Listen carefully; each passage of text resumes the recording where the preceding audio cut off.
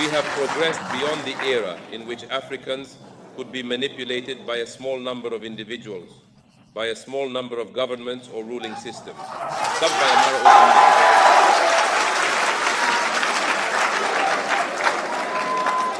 And this feeling that is currently manifesting today has always been manifesting from independence up until this present moment.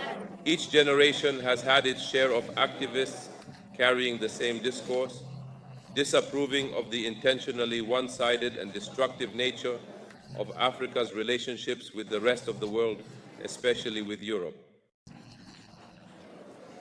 What is new, and we admit it, is the extent to which these ideas have gained ground among African masses, fueled, among other things, by the failures of often corrupt African ruling elites and the ambiguous relationships that Europe maintains with them and the security threats.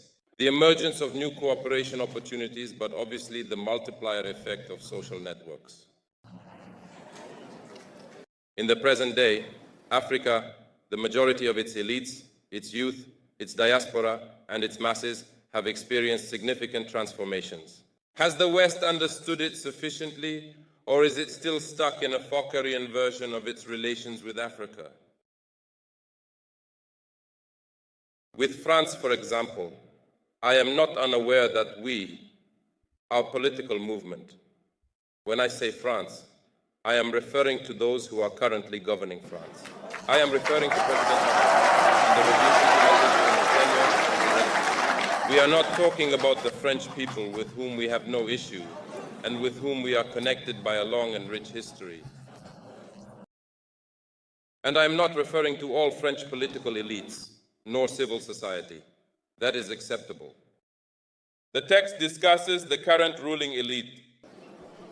Regarding France, I am fully aware that, in their perspective, despite our democratic election by the Senegalese people, we have been and may still be portrayed as a terrorist, Islamist, violent, populist, anti-Western, pro-Russian movement and leader, which is a gross misrepresentation of the truth and undermines our legitimacy.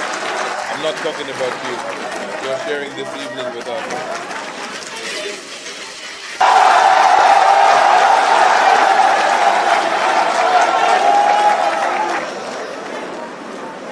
It is evident, Mr. Mélenchon, that I am not complaining about it, since the French darling that you are do not escape this categorization.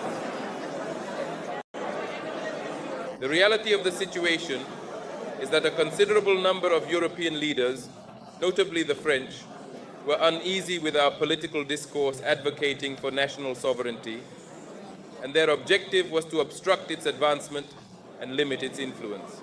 This certainly explains their approving silence in the face of the bloody persecution by President Macky Sall's regime against our political party and its media. Subtitles made by the Amara.org.